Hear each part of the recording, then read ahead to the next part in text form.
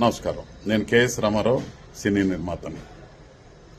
ఎల్లుండి జరగబోయే మన ఆంధ్రప్రదేశ్ ఎలక్షన్స్ లో ఖచ్చితంగా మీరు, మీ మిత్రులు, మీ బంధువులు అందరూ ఎక్కువ శాతం ఓటింగ్ జరిగే చూడాల్సిన బాధ్యత మనందరిది.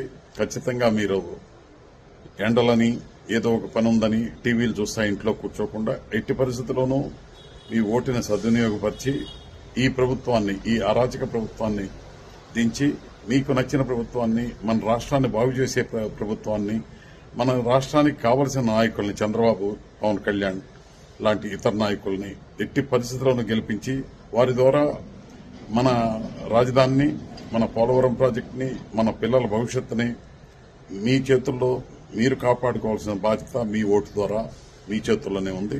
తప్పనిసరిగా మీరు 13వ తేదీ మార్నింగ్ ప్రొద్దున 7 గంటల నుంచి సాయంత్రం 6 గంటల వరకు మీ ఓటు హక్కుని ఎట్టి పరిస్థితుల్లో వేయాల్సిందే. అలాగే అందరినీ మీ ఫ్రెండ్స్ మీకు తెలిసిన ఎవరినైనా మోటివేట్ చేసి ఓటు వేయించాల్సిందిగా ప్రార్థిస్తున్నాం.